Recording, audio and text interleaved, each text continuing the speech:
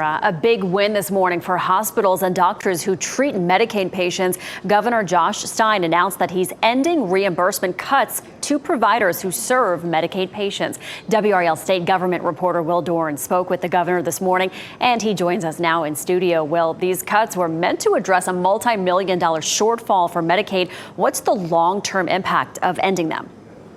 Well, Michelle, if the state legislature doesn't come back to Raleigh and vote to add funds, then Medicaid will run out of money in just a few months. Originally, Stein had told us Medicaid had enough money to last until May. This morning, however, he moved that timeline up substantially. Now funding, he says, could run out by March. And if that happens, there are 3 million North Carolinians who could lose their coverage to be able to go to the doctor or fill their prescriptions. And Will, why is North Carolina on the verge of running out of money for such an important program?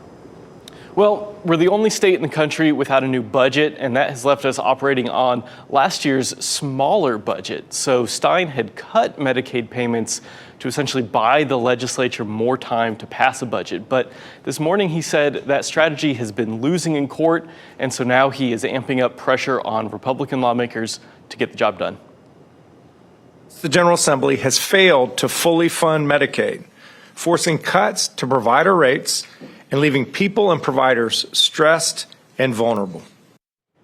Now, Michelle, the thing is, state lawmakers actually agree on how much more money Medicaid needs this year. They've just let other political fights grind things to a halt. And that will be a big story to follow in the coming months. But in the meantime, Will, what does today's announcement mean for Medicaid patients? It's good news for Medicaid patients. It's also good news for the state's healthcare industry as a whole. Now, I reported last week that healthcare businesses have already started laying off employees because of these cuts, and that had raised concerns that some might start refusing to see Medicaid patients at all. That financial uncertainty for them is now over, at least for a few months, depending on whether the legislature can now agree on a long-term funding plan. All right, thank you very much, Will. And for more on Stein's announcement this morning and reaction from those affected, you can head online to WRAL.com.